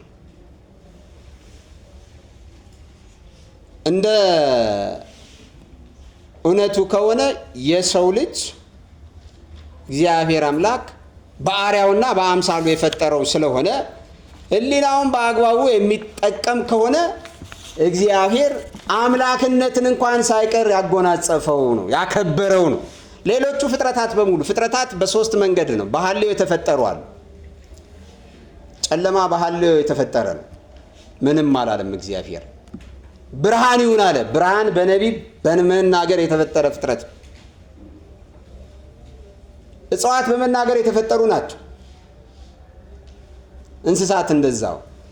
በስራ በገቢር የተፈጠረው የሰው ልጅ ነው። እግዚአብሔር ሰውን አክብሮ ፈጥሮታል። ስለዚህ የሰው ልጅ ህሊናውን ሊጠቀም ይገባዋል። ሰው ኃጢአት ቢሰራ በደል ቢሰራ ቃየን ወንድሙን ከገደለ በኋላ ተቅበዝባዥ ሆነ፣ ማንም እኮ ያባረረው የለም። እሱ ግን ይሮጣል። ምኑ እየወቀሰው? ህሊናው እየወቀሰው። ስለዚህ ሕዝቅኤል ምን አለ? ባደረጉት ርኩሰት የተነሳ ራሳቸውን ይጸየፋሉ አለ። እኛም በደል ኃጢአት ከሰራን በኋላ ማንም ሰው አያሳድደንም። የሚያሳድደን ማን ነው? ህሊናችን፣ የገዛ ህሊናችን። ይህንን ማድረግ አልነበረብኝም፣ እንደዚህ ይህን ስህተት መስራት አልነበረብኝም የሚለው የመጀመሪያው ከህሊና ነው የሚመነጨው። ይህ እግዚአብሔር በሰው ልጆች ላይ ያሳደረው አዋቂነት ላትማሩ ትችላላችሁ። ሰዎች ላይማሩ ይችላሉ፣ ላያውቁ ይችላሉ። ለዛ ነው ቅዱስ ጳውሎስ በዚህ በሮሜ መልእክቱ ምዕራፍ 2 ቁጥር 14 ላይ ሮሜ ምዕራፍ 2 ቁጥር 14 ላይ እነዛ አህዛብ አለ እግዚአብሔርን የማያመልኩትን እግዚአብሔርን የማያውቁትን ነው። እነርሱ ህግ ባይኖራቸውም አለ ለእስራኤላውያን ህግ ተጽፎላቸዋል። አህዛብ ግን ህግ አልነበራቸውም። ህግ ባይኖራቸውም ይላል ከህሊና የተነሳ ለራሳቸው ህግ ናቸው ይላል። ከምን የተነሳ? ከህሊና የተነሳ ለራሳቸው ህግ ናቸው ይላል። አንተ ህሊና የለም እንዴ እንደዚህ ስታረግ እንላለን እኮ። ስለዚህ የመጀመሪያው ዳኛ ምን ስለሆነ ነው? ህሊና። ሰው ምን ዘመድ ባይኖረው ወገን ባይኖረው አንዳንድ ጊዜ እግዚአብሔርን በመፍራት በጣም ጨካኝ የተባለ ሰው መጽሐፍ ቅዱስ ላይ አለ። እግዚአብሔርን ባልፈራ ብሎ ነው እኮ እንትን ያደረገው። ይህቺ ሴት ስለዘበዘበችኝ ስለጨቀጨቀችኝ ለምን አልፈርድላትም ብሎ ፈረደላት እኮ ነው የሚለው። ሂማኒቴሪያን የሚባሉ አለ አይደል? በቃ መኖሩን የማያምኑ ምናምን ግን በቃ መልካም መስራት ብቻ ብለው የሚያስቡ ሰዎች አሉ። በጎ መስራት ያጸድቃል የሚሉ ሰዎች አሉ። አያስፈልግም፣ እምነት በቃ ሲምቦል ነው፣ የፈለከውን ተከተል ይላል። መንግስታዊ አስተዳደር ናት። ያው ግድ ነው ለሁሉም አባት ስለሆነ አስታርቆ መሄድ ግድ ስለሆነ፣ ግን ሃይማኖት እንደዛ አይደለም። ዋጋ ያስከፍላል። እውነት ዋጋ ያስከፍላል። ፍጥጥ ብሎ እኛ ብቻ ማለት ዋጋ ያስከፍላል። እግዚአብሔር የሰጠውን ነፃነት ሰውን መጋፋት ደግሞ አግባብ አይደለም። ባለፈው እንዳልነው አይደለም ሰው ለመማር ለማወቅ እሱ መፍቀድ አለበት። እሱ ሳይፈቅድ ማስተማር ያንንም ሰው መዘብዘብ አግባብ አይሆንም። ስለዚህ ከህሊና የተነሳ የእግዚአብሔርን መኖር እንረዳለን። ሕፃናት ካያችሁ አይናቸውን ሲበላቸው እንደዚህ ያደርጋሉ። እነዚህ ገና ነፍስ ያላወቁ ሕፃናት አይደለም ወራት ላይ ያሉ የ3 ወር ልጅ የ2 ወር ልጅ አይኑን ቢበላው እንደዚህ አያክም በፍጹም። ምን ያደርጋል? ይገለብጥና እጁን አይኑ እንደዚህ ያሻል። በህሊና ያለ ህግ አለ፣ ተፈጥሯዊ የሆነ ህግ አለ። ስለዚህ ህሊና ሌላው የእግዚአብሔርን መኖር የሚያስረዳን ነገር ነው ይላሉ እኮ። ይሄዱና ያው አንድ ኃይል አለ ይላሉ ሰዎች። አንድ ኃይል አለ ይላሉ። እርሱ ኃይል ማን ነው ብሎ መናገር ነው የሚፈሩት። እግዚአብሔር ነው ብሎ እንደ መሸነፍም የሚቆጥር ሰው በጣም ብዙ አለ። ግን በጣም በሚደንቅ ሁኔታ ፍልስፍናው የሰው ስራ መሆኑን መረዳት አለመቻል ግን በጣም የሚያሳዝን ነገር ነው። ሰው እኮ ሃይማኖቱን ካወቀ በኋላ የሌላ ሰው መጽሐፍት እኮ ማንበብ መቻል ይኖርበታል፣ መመርመር እኮ ይገባል። ግን መጀመሪያ የራስን ሃይማኖት ምን ማድረግ ያስፈልጋል? ማወቅ ያስፈልጋል። እኔ አነባለሁ፣ የትኛውንም ከየትም አምጥቼ ላስተምር አልችልም አይደለም። ስለዚህ ቁርአን መግዛት ካለብኝ አለኝ፣ ምናልባት ከ20 ዓመት በላይ ቁጭ አድርጌ የማነበው መመለስ ማስተማር ያለብኝ ቦታ ላይ ይጠቀመዋል። የፕሮቴስታንቱንም ትምህርት ልክ እንደዛው ከተማሩ በኋላ በቴዎሎጂውም አለ አንጻራዊ ትምህርተ መለኮት አንጻራዊ የሌሎች እምነት እየተነሳ እነሱ እንደዚህ ይላሉ እኛ እንደዚህ እንላለን እያሉ ንጽጽር አለ። ቤተክርስቲያን አስተምሮ ውስጥ ተገቢውን መልስ መስጠት ይገባል። ግልጽ ነው አይደለ? እንዳልኳችሁ ነው። የሰው ልጅ ደግሞ በባህሪው እንደዚህ አይነት ነገር ይፈልጋል። እንደውም የኛ አማኝ አልጠላውም እኔ እንትን ያደርጋል፣ ጠያቂ የተሰጠውን አይቀበል። ቆንጆ ነው። በአንድ በኩል ጉዳት አለው፣ በአንድ በኩል ገፍቶ አለመሄዱ ካልሆነ በቀር የተሰጠውን ሁሉ አይቀበልም፣ ይጠራጠራል። እንዴ ይሄ ነገር እንዴት ነው ብሎ ከጥያቄ ነው የሚነሳ። በጭፍን የሚያምን አማኝ እኔ ከስንት አንዴ ነው የማገኘው፣ ከስንት አንዴ። ምናልባት ጸበል ቦታ ካልተካሄደ በቀር እዛ አካባቢ ያሉ ሰዎች ናቸው ህግም ስርዓትም የሚያወጡት፣ ለመጽሐፍ መታዘዝ የማይፈልጉ እልቅናም ስላላቸው መማር መስማት የማይፈልጉ እነሱ ናቸው እንጂ አብዛኛው ሰው ይጠይቃል። ይሄ በጣም ቆንጆ ነገር እስኪገባን ድረስ መረዳት ያስፈልጋል። ግን የምንጠይቀው ሰው ትክክለኛ ሰው፣ ለኛ ምላሽ መስጠት የሚችል ሰው መሆን አለበት አይደል እንዴ? አሁን እኛንን እኮ በኋላ ልጆችም ይኖሩናል፣ ቤተሰብም ይኖረናል፣ ደሞም ያሉናል፣ ልጆች አሉ፣ ይጠይቁናል። ድንበር የላቸውም። ሲጠይቁ እንዴት ነው የምታስረዷቸው? ይጠይቃሉ ያለ ፍርሃት። የማይነኩት ርዕሰ ጉዳይ የለም። እንዴት አድርገን እናስረዳቸዋለን? የምናምነውን ነገር እንዴት ማስረዳት ያቅተናል? ስለዚህ በጣም ብዙ ኃላፊነት ነው ያለብን። ራሳችንን ማዳን አለብን። ለቤተሰቦቻችን መትረፍ መቻል ይጠበቅብናል። ለጓደኞቻችን መትረፍ ይጠበቅብናል። በተለይም ደግሞ ለወለድናቸው ልጆች ትልቅ ኃላፊነት አለብን። ለምንወልዳቸው ልጆች ትልቅ ኃላፊነት አለብንና ከዚህ አንጻር እምነታችንን ጠንቅቀን መረዳት በጣም አስፈላጊ ነው የሚሆነው ማለት ነው።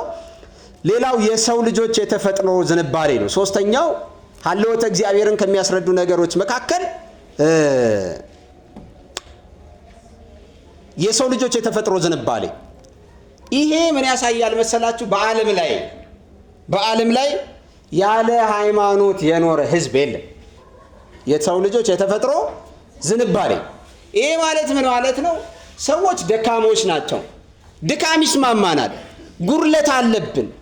በጉድለታችን ደግሞ ያንን ጉድለታችንን የሚያግዝ የሚረዳን አካል እንፈልጋለን። ያ የሚረዳው አካል ማን ነው የሚለው ነገር ላይ ነው አሁንም ሰው የሚለያየው። ግማሹ ድንጋይ የሚረዳው የሚመስለው እየሄደ ድንጋዩን ቂቤ ይቀባል፣ ዛፉን ቂቤ ይቀባል። ምን በመፈለግ ነው? ፈጣሪውን በመፈለግ ላይ ነው። ይሄ የተፈጥሮ ዝንባሌ ነው። የሰው ልጆች በተለያየ ጊዜ ዘመን ስናይ ያለ ሃይማኖት የኖሩበት ዘመን የለም። አንድ ሰው አላምንም እንኳን ቢል እግዚአብሔርን ወይም እንዲህ ግዑዝ ነገር የማያመልክ እንኳን ቢሆን በእውቀቱ ይታበያል። አይደለም እንዴ? አዎ በእውቀቱ ይታበያል። እውቀቱን የሚያመልክ ሰው አለ እንዴ? አይደል? ምን ችግር አለው? ጭንቅላት አለኝ፣ ጥሩ ጭንቅላት አለኝ የሚል ሰው አለ የለም? አለ እንዴ? በደንብ አለ እንዴ? ምን ሆናል? ሰርቼ ይበላል ብሎ በራሱ የሚታመን ራሱን የሚያመልክ ሰው አለ። ሌላኛው አለማመኑ በራሱ ለሱ ሃይማኖቱ ነው። አያምንም። አለማመኑ ለእርሱ ምኑ ነው? ሃይማኖቱ ነው። ታዲያ በዚህ በሐዋርያት ሥራ ምዕራፍ 17 ቁጥር 22 እስከ 34 የተጠቀሰ ታሪክ አለ። እናንተ እቤታችሁ በደንብ ታነብታላችሁ። ታሪኩን አጠር አድርጌ ልንገራችሁ። የሐዋርያት ሥራ ምዕራፍ ስንት 17 ከቁጥር 22 ጀምሮ የሰው ልጅ ምን ያህል ሃይማኖት እንደሚያስፈልገው ነው። እንግዲህ በቤተክርስቲያናችን ሰኞ ማክሰኞ እያልን ለቀናት ስያሜ እንሰጣለን። እንግሊዝኛው ላይ ስንመጣ ደግሞ ነጮቹ ደግሞ መንደይ ቱስደይ እያሉ ይጠራሉ አይደለም? ሙንደይ ይላል የጨረቃ ቀን፣ ሰንደይ የፀሐይ ቀን እያሉ ለእያንዳንዱ ቀን ስያሜ አላቸው። ለእያንዳንዱ ዕለት ስያሜ። እነዛ ጣዖታት ናቸው። በጨረቃ ይመለካል፣ በፀሐይ ይመለካል፣ በከዋክብት ይመለካል፣ በሌሎቹም ስነ ፍጥረታት ያመልካሉ።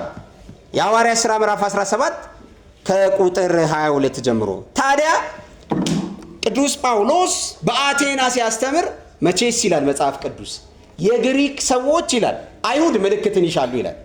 አይሁድ ምን ይሻሉ? ምልክት። በቃ በተአምር ነው የሚያምኑት እነሱ። ክርስቶስን ራሱ ብለውታል። ሙሴ ከሰማይ መና ወርዶ ከአለት ላይ ውሃ አፍልቆ አጠጣ፣ አባቶቻችንን መገበ፣ እስቲ አንተ እንደዚህ አድርግ ይላል። እንደዚህ አይነት እምነት ነው የነበራቸው አይሁድ። በምልክት ያምናሉ። የግሪክ ሰዎች ደግሞ እውቀትን ይሻሉ አለ ቅዱስ ጳውሎስ። ግሪካውያን ደግሞ ፍልስፍና ነው። የተለያየ ትምህርት ልትማሩ ትችላላችሁ። መነሻውን ስናነሳ እዛ ሕክምና ምን በለው ሌላም ትምህርት እንበለው ስንሄድ እዛ ግሪኮቹ ጋር ፈላስፎቹ የነበሩበት ዘመን ላይ ነው የምንሄድ አይደለም? እንዳለ በቃ የተሰራው ቲዮሪ እዛ ጋር የተፈጠሩ በእነዛ ሰዎች የግሪክ ሰዎች ናቸው። ለዚህ ነው ይሄ ቃል የግሪክ ነው፣ ይሄ ቃል ላቲን ነው እያልን የምናነሳበት አንዱ ምክንያት እነዚህ ፊደላት በሂደት የማይቀየሩ ናቸው። ወጥ ሆነው የመጡ የማይቀየሩ ናቸው።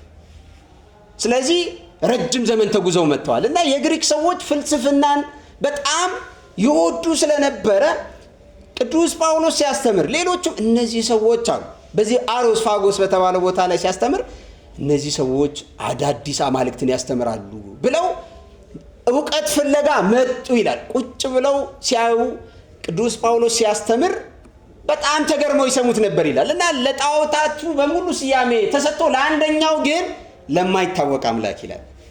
ምን ለማይታወቅ አንድ አምላክ አለ ነው። እነዚህን ሁሉ የፈጠረ አለ፣ እሱ አይታወቅም። ሴንሱ ያን ቅዱስ ጳውሎስ አስተማረ። ይህንን አምላክን ያሳውቃቸዋለሁ። አያችሁ፣ የማይታወቀውን አምላክ እኔ ያሳውቃቸዋለሁ። ወደ ተነሳንበት ሐሳብ ስንነሳ የሰው ልጅ ግን ያለ አምልኮት የኖረበት ዘመን የለም። ያለ ሃይማኖት የኖረበት ዘመን የለም። የሚያመልከው ነገር ግን ትክክል አልነበረም። የሚያመልከው ነገር ትክክል አልነበረም። ዛሬም አለ። በጣም ብዙ ቦታ ላይ ስትሄዱ እስካሁን በጣዖት አምልኮ ውስጥ የሚኖሩ በጣም ብዙ ሰዎች አሉ። ቅዱስ ጳውሎስ ያ አምላክ አይሁድ የሰቀሉት ስለኛ ሲል ሰው የሆነ እኛን ስለማዳን ብዙ መከራና ስቃይ የተቀበለ አይሁድ አምላክነቱን በመጠራጠር ባለማመን እንደሰቀሉት ሞትን ድል አድርጎ እንደተነሳ ዳግመኛም ለፍርድ እንደሚመጣ አስተማራቸው ነው። ብዙዎችም ደግሞ ተከተሉት ነው የሚለው። ስለዚህ ይህ የሰው ልጆች ተፈጥሮ ዝንባሌ አምላክ መፈለግ አለ፣ ፈጣሪን መፈለግ አለ አይደለ? ተማሪዎች በትምህርት ወቅት ፈተና ሲበዛ የግቢ ጉባኤ ተማሪዎች ማለት ነው፣ ዩኒቨርሲቲ ተማሪዎች ነው፣ ታችኛውን አይደለም። የት ይሄዳል? ቤተክርስቲያን ነው። አይጠፉም፣ ከቤተክርስቲያን አይጠፉም። እስኪመረቁ አብዛኞቹ ከቤተክርስቲያን አይጠፉም። የማንን እርዳታ በመፈለግ? የእግዚአብሔርን እርዳታ። እናንተ ሲጨንቃችሁ ሲቸግረን ወዴት ነው የምንሮጠው? ወደ ቤተ እግዚአብሔር ነው። ባለንበት ሆነን እግዚአብሔር እንዲረዳን እንጸልያለን። የማንችለው ነገር አለና ከአቅማችን በላይ የሆነ ነገር ከአቅማችን በላይ የሆነ ነገር አለ። እንደ እምነቱ ሰው ባለበት ሁኔታ ሁሉ ሲቸግረው ይጸልያል፣ አምላኩን ይማጸናል፣ ይፈልጋል። የማያምነው ሁሉ ጸልይልኝ ይላል አይደለ? እርዳኝ፣ እኔ በቃ ተበላሽቻለሁ፣ ሃይማኖት የለኝም፣ ጽኑ አይደለሁም፣ ግን እስቲ እርዳኝ፣ ጸልይልኝ፣ በጸሎትሽ አስቢኝ የሚሉ ሰዎች አሉ። እና የሰው ልጆች ሁል ጊዜም ቢሆን የሚረዳቸው አካላት ይፈልጋሉ፣ ከችግር የሚያወጣቸው ይፈልጋሉ። ፈጣሪን ሁሌ በመፈለግ ውስጥ ይኖራሉ። ይሄ ግድ ነው፣ በቃ ተፈጥሯዊ ነገር ስለሆነ ማለት ነው። ሌላኛው የቃለ እግዚአብሔርና የታሪክ ምስክርነት፣ የቃለ እግዚአብሔርና የታሪክ ምስክርነት ነው። እንግዲህ ቃለ እግዚአብሔርም መጽሐፍ ቅዱስ የእግዚአብሔርን መኖር፣ የክርስቶስን መገለጥ፣ ሰው መሆን፣ ዳግም መምጣት፣ የእግዚአብሔር ቃልና የታሪክ ምስክርነት። ስለዚህ በእርግጠኝነት ይነግረናል። በቃ አንደኛው ለዛ ነው መጽሐፍ ቅዱስ እየጠቀስን የምንናገረው አይደለ? መጽሐፍ ቅዱስ እየጠቀስን የምንናገረው የእግዚአብሔርን መኖር ከምንናገርባቸው ከምንመሰክርባቸው ከሚያስተምሩ ነገሮች መካከል አንደኛው ማን ስለሆነ ነው? መጽሐፍ ቅዱስ። በዓለም ላይ በጣም ብዙ የሚወደዱ መጽሐፍት አሉ። ዘመን አይሽራቸውም ተብሎ የሚታሰቡ ግን ዘመን የሻራቸው መጽሐፎች በጣም ብዙ አሉ። ከነዚህ ሁሉ መጽሐፍት ግን በዓለም ላይ በጣም ተነባቢ፣ በዓለም ላይ በብዙ ቋንቋ የተተረጎመ ተቀባይነት የሚናገረው ነገር በሙሉ እውነት የሆነ ይሄ እግዚአብሔር ቃል። ስለዚህ ከታሪክም እንደምንረዳው በታሪክ ምስክርነትም እግዚአብሔር እንዴት ባለ ተአምራት የሰው ልጆችን ሲረዳ እንደነበረ፣ ከምን አይነት መከራ እንዴት ባለ ድንቅ ተአምራት ሲያድናቸው እንደነበረ በመጽሐፍ ተጽፎ እንዲሁም ደግሞ በቃልም ጭምር እየሰማን ስለመጣን የቃለ እግዚአብሔርና የታሪክ ምስክርነት የእግዚአብሔርን መኖር ከሚነግሩ ነገሮች መካከል ነው። ሌላኛው የእግዚአብሔር መግቦቱ መቼስ የተመቸ ነው። የኢትዮጵያ ሕዝብ የሚኖርበት አኗኗር አለና ሰው ግራ ስለሚገባው በአስማት ይኖራል ይላል። ግን እያንዳንዱ በእውነት የእግዚአብሔር ረድኤት ስላለ፣ ቸርነቱ ስላለ፣ መግቦቱ ስላለ እርግጥ ነው በጣም ብዙ ሰዎች ተቸግረው ይኖራሉ። ብዙ ሰዎች በረሃብ ይሰቃያሉ። ግን እግዚአብሔር ይመግባቸዋል። በተለያየ መልኩ ይመግባቸዋል። ያዘጋጃል። እግዚአብሔር ያዘጋጃል። ያልጠበቁትን ሰው እያስነሳ እግዚአብሔር ይመግባቸዋል። ስለዚህ በመግቦቱ እግዚአብሔር ይታወቅ። በመግቦቱ እርሱ የከፈተውን ጉሮሮ እንላለን፣ ሳይዘጋው እንላለን። የምንሰራውን ስራ የሚከፈልን ክፍያ እዩትና እኛ እየኖርን ያለንበትን ሁኔታ ተመልከቱት። ስለዚህ እግዚአብሔር በምኑ ይታወቃል ነው? በመግቦቱ ይታወቃል። በመግቦቱ ይታወቃል። ስለዚህ የእግዚአብሔርን መኖር ከምንረዳባቸው ነገሮች መካከል መግቦቱ ይሆናል ማለት ነው። የሚቀጥለው ንዑስ ርዕስ ባህርያተ እግዚአብሔር። ባህርያተ እግዚአብሔር፣ የእግዚአብሔር ጠባዮች። ባህርያተ እግዚአብሔር፣ የእግዚአብሔር ጠባዮች። እንግዲህ ይሄንን ማወቅ በጣም ጠቃሚ ነው፣ አስፈላጊ ነው። ባህርያተ እግዚአብሔር ወይም ባህርያቱ ለእግዚአብሔር እንላለን። እግዚአብሔር የማይመረመር አምላክ እንደሆነ ይታወቃል። ነገር ግን በመጽሐፍ የተጻፈልን እግዚአብሔር ለቅዱሳኑ የገለጠውን ግልጽ ነው። ለቅዱሳኑ የገለጠውን እኛ ልንረዳው በምንችለው መልኩ ብቻ የእግዚአብሔርን ባህሪ የእግዚአብሔርን ጠባይ እንማማራለን እንጂ እኛማ የሰውንም ጠባይ መረዳት ቸግሮናል አይደለም። የራሳችንንም ጠባይ አንዳንዴ መረዳት ይቸግረናል። እርሲ ስለ ራስህ አንድ ነገር በል፣ ስለ ራስሽ አንድ ነገር ተናገሪ ሲባል ምን እንላለን? ስለ እኔ እንኳን ሌላ ሰው ቢናገር ይሻላል እንላለን አንልም? አዎ ለራሳችን እኛ እንቆቅልሽ ነን። በጣም የሚገርም የሆነ የዕለት ተዕለት ባህሪያችን ውሏችንን ተከትሎ ተረጓሚው ላይ ደግሞ ስትደርሱ እነዛ ባህሪያተ ሥጋ እንደሰለጠኑብን የኛም ባህሪ በዛው ልክ እየተቀያየረ ይሄዳል። የእሳትነት ባህሪ ሲሰለጥን፣ የነፋስነት ባህሪ በእኛ ሰውነት ላይ ሲሰለጥን ባህሪያችን እየተቀያየረ ይሄዳል። ምንድን ነው ደግሞ አይጨበጥም የምንለው ሰው የለንም? ልክ እንደዛ ማለት ነው። እና ስለዚህ እግዚአብሔር የገለጠልንን ነው የምናየው። የመጀመሪያው እግዚአብሔር መንፈስ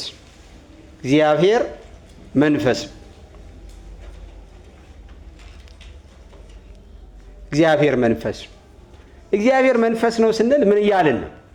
ረቂቅ ነው እያልን በአይነ ሥጋ ልናየው የማይቻል ነው እያልን አይቻልም። እግዚአብሔር እንደዛ ማየት አይቻልም። ነገር ግን እግዚአብሔር መንፈስ ነው ስንል ዝርው የሆነ መንፈስ ነው፣ ብትን ነው ማለታችን አይደለም። እግዚአብሔር በዓለም ሁሉ የመላ ነው። ቅዱስ ዳዊት እንዳለው ወደ ሰማይ በወጣ አንተ በዚህ አለህ አለ። ወደ ጥልቁም ቦርድ አንተ በዚህ አለህ። እግዚአብሔር የሌለበት ቦታ የለም። በዚህ በዮሐንስ ወንጌል ምዕራፍ 4 ቁጥር 24 ላይ እንዲህ ተብሎ ተጽፏል። ዮሐንስ ወንጌል ምዕራፍ 4 ቁጥር 24 እግዚአብሔር መንፈስ ነው ይላል። እግዚአብሔር ምንድን ነው? መንፈስ ነው። የሚሰግዱለትም በፍርሃትና በመንፈስ ሆነው ይሰግዱለታል ይላል። ይሄ የእግዚአብሔርን ረቂቅነት መግለጽ ነው። እግዚአብሔር የሞላ ነው። በሁሉ ቦታ ሙሉ ነው እግዚአብሔር። ስለዚህ በቦታ የማይወሰን መሆኑን ለመግለጥ ነው። እግዚአብሔር መንፈስ ነው ስንል እግዚአብሔር በምን አይገለጥም ነው? በምን አይወሰንም እያልን ነው? በቦታ የሚወሰን አይደለም፣ የሚከለል አይደለም። ለዚህ ነው ቅዱስ ዮሐንስ በዚህ በዮሐንስ ወንጌል ምዕራፍ 1 ቁጥር 18 ላይ መቼም ቢሆን እግዚአብሔርን ያየው አንድስ እንኳን የለም ይላል። መቼም ቢሆን እግዚአብሔርን ያየው አንድስ እንኳን የለም፣ በእርሱ እቅፍ ያለ አንድያ ልጁ እርሱ ኢየሱስ ክርስቶስ ተረከው ይላል። አያችሁ፣ ክርስቶስ አይተን ነው እግዚአብሔርን ያየው። እኒህ ብለውታል መላእክቱ፣ እግዚአብሔርን ማየት ተመኝተዋል። መላእክት እንኳን የእግዚአብሔርን ፊት አያዩ። ባለፈው ብለናል። ማንም ሊያየው ማንም ሊቀርበው በማይችል ብርሃን ትኖራለህ ይላል ቅዳሴው። ማንም ሊቀርበው ሙሴ እግዚአብሔርን በጸጋ አነጋግሮት በደመና ላይ እግዚአብሔር በእሳት ነበልባል አምሳል ለሙሴ ተገለጠለት ይላል። ከዛ ሙሴ እግዚአብሔርን አናግሮ ተመለሰ ይላል። በአካል አይቶታል። በምን አምሳል? በደመና ላይ ሆኖ አናገረው ነው የሚለው አይደል? በእሳት ነበልባል አምሳል። ታዲያ እኛ በፊታችን የሚሄዱ አማልክትን እንፈልጋለን፣ ቃል በቃል የሚያነጋግረን አምላክ አንፈልግም ያሉ እስራኤል ሙሴ እግዚአብሔርን በዚህ መልኩ አናግሮት ከመጣ በኋላ ሙሴ ፊትን ተሸፈንልን አሉት ይላል። ፊቱን ማየት አልቻሉም። ማንን? ሙሴን። እንዴት ታዲያ ሰው እግዚአብሔርን አይቶ ሊድን ይችላል? ሙሴን እግዚአብሔርን በደመና አምሳል አይቶት ስለመጣ የሙሴን ፊት ማየት ካልተቻለ እንዴት የእግዚአብሔርን ፊት ማየት ይቻላል? አይቻልም። ስለዚህ እግዚአብሔር በሁሉ ቦታ የሞላ በቦታ የማይወሰን መሆኑን ማወቅ ያስፈልጋል። የዳዊት መዝሙር 138 ቁጥር 7 መዝሙር 138 ቁጥር 7 ትንቢተ ኤርምያስ ምዕራፍ 23 ቁጥር 23 ትንቢተ ኤርምያስ ምዕራፍ 23 ቁጥር 23 የእግዚአብሔርን ረቂቅነት ምሳሌ ከሚመሰልበት ነገር ያንሳል። ምሳሌ ዘሐጽጽ ይላሉ አባቶቻችን። ጎዶሎ ምሳሌ ነው።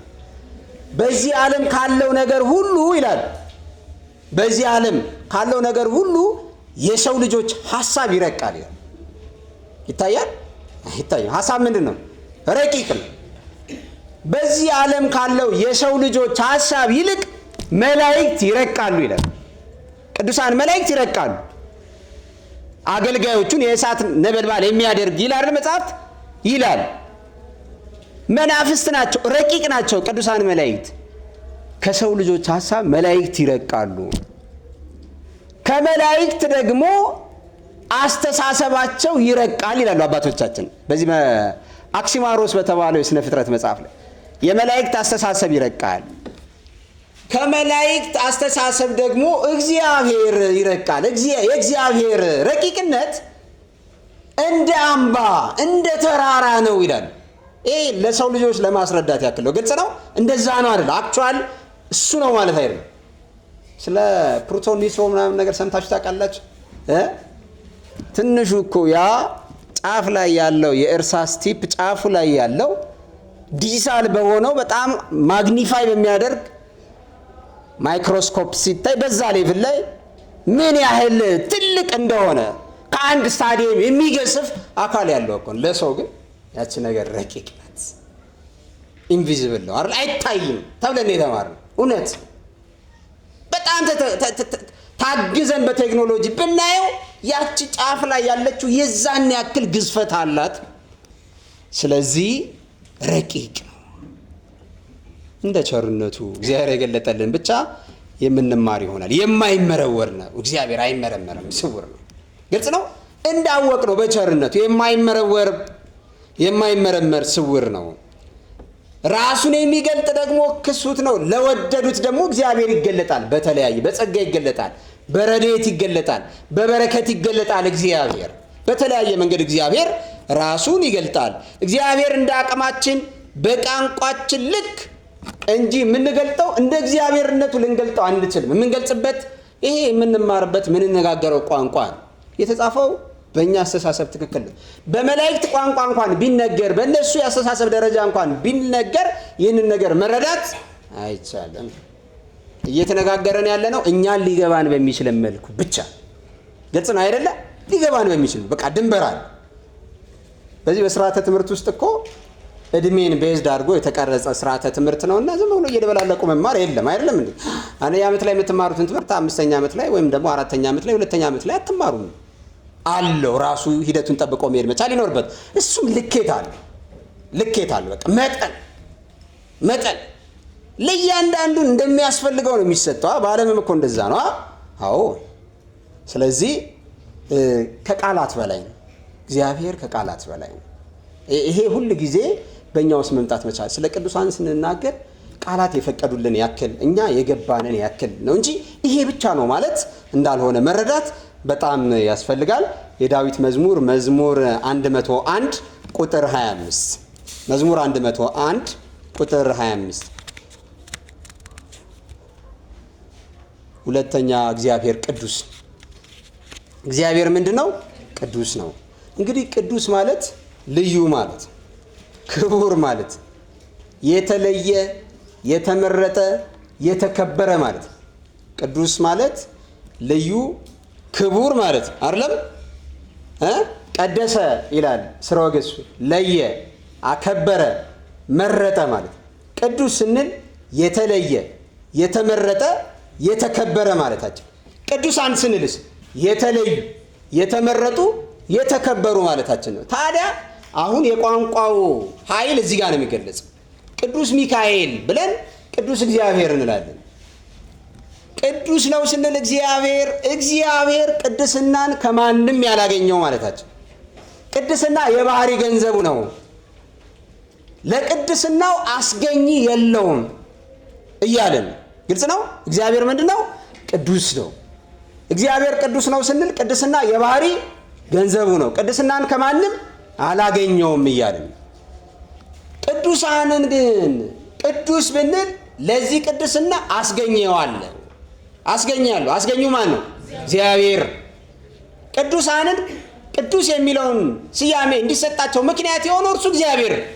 አያችሁ፣ በዚህ በኦሪት ዘሌዋውያን ምዕራፍ 19 ቁጥር 2 ዘሌዋውያን ምዕራፍ 19 ቁጥር 2 እንዲህ ይላል፣ እኔ አምላካችሁ እግዚአብሔር ቅዱስ እንደሆንኩኝ እናንተም እንዲሁ ቅዱሳን ሁኑ ይላል።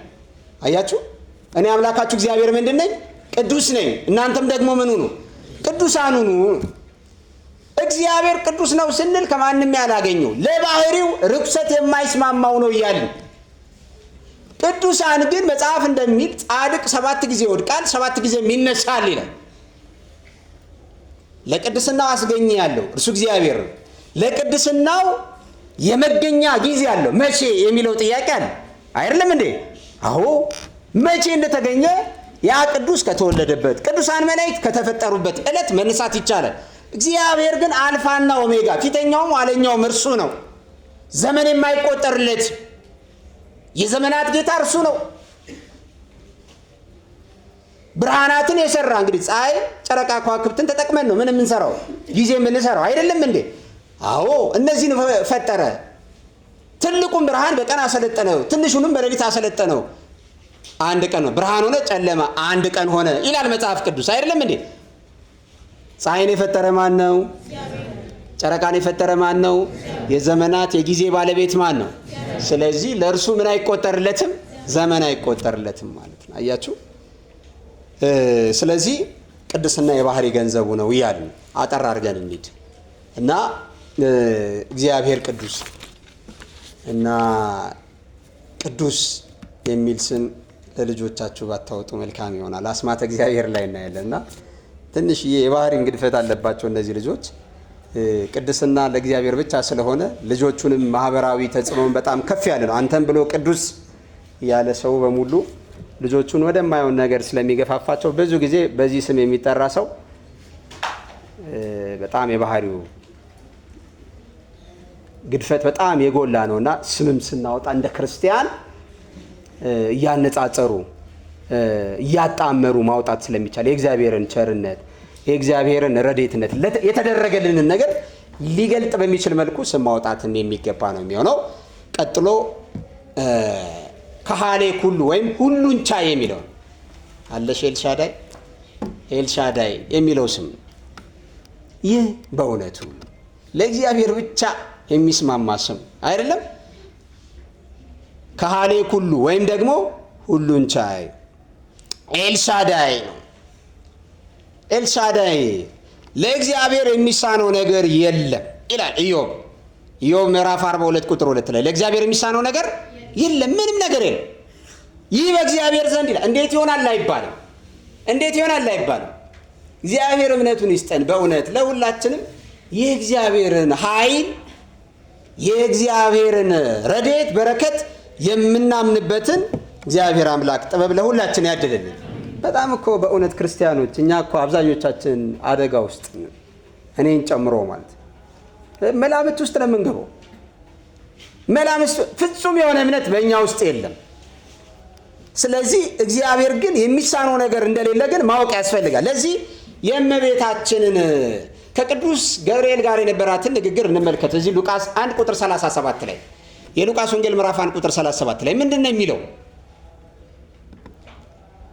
እመቤታችን ወንድ ስለማላውቅ ይህ እንዴት ይሆንልኛል አለች። ከዛን እንዲህ አላት የእግዚአብሔር መልአክ መንፈስ ቅዱስ በአንቺ ላይ ይመጣል አይደለም የሉ ላይ ይጸልሻል፣ ከአንቺ የሚወለደው ከሶስቱ ቅዱስ አንዱ ቅዱስ ነው አላት። ለእግዚአብሔር የሚሳነው ነገር የለም፣ ይሁንልኝ ይደረግልኝ ብላ ተቀበለች ነው የሚለው።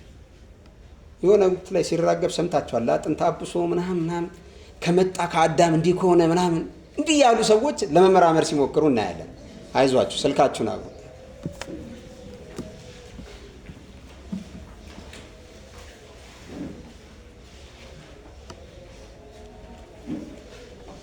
ስለዚህ እግዚአብሔር ሁሉን ቻይ ነው የሚለውን መያዝ ያስፈልጋል። የሚሳነው ነገር የለም። ቅድም ሳራ የ90 ዓመት ሴት እንግዲህ አስቡ። ሜኖፐስ የሚባለው እኮ እዚህ 48 እንደውም ከ45 ወደዛ እስከ 52 ያለው ላይ አንዲት ሴት እዛ ላይ ከደረሰች በቃ አለቀ፣ ይቆማል፣ አይኖርም፣ ፈርታይል አትሆን። 90 ዓመት ሴት ግን ወልዳለች። ለእግዚአብሔር የሚሳነው ነገር የለም። እንደዛ ነው የሚለው በዚህ በኦሪት ዘፍጥረት ምዕራፍ 18 ቁጥር 14 ላይ ለእግዚአብሔር በእውኑ ለእግዚአብሔር የሚሳነው ነገር አለን ይላል። ለእግዚአብሔር የሚሳነው ነገር የለም። ይህንንማ ማመን ያስፈልጋል። ይህንን ሰው ይህንን ዓለም ካለመኖር ወደ መኖር ያመጣ አምጥቶ ፈጥሮ እየገዛ ያለ ማን ነው? እግዚአብሔር ነው። ታዲያ እኛ ያለብን ችግር እኮ እዚህ ግባ የሚባል እኮ አይደለም። ስለዚህ በጣም ፍጹም የሆነ እምነት ሊኖረን ይገባል። የእግዚአብሔርን ኃያልነት መጠራጠር አያስፈልግም። ባመንነው ልክ ነው የሚሆንልን። ከተጠራጠርን እውነት ነው አናገኘውም። ነገር ግን ማመን ያስፈልጋል። ለዚህ ነው የሰናፍጭ ቅንጣት ታክል እንኳን እምነት ቢኖራችሁ ይህንን ተራራ ከዚህ ወደዚያ ሂድ ብትሉት ምን ይላችኋል? ይሆንላችኋል የሚለው። ስለዚህ በፍጹም ልባችን ማመን ያስፈልጋል ማለት ነው። ጨለማ ስለሆነ ትምህርት በዓይን ይገባል ይላሉ። ከዚህ በላይ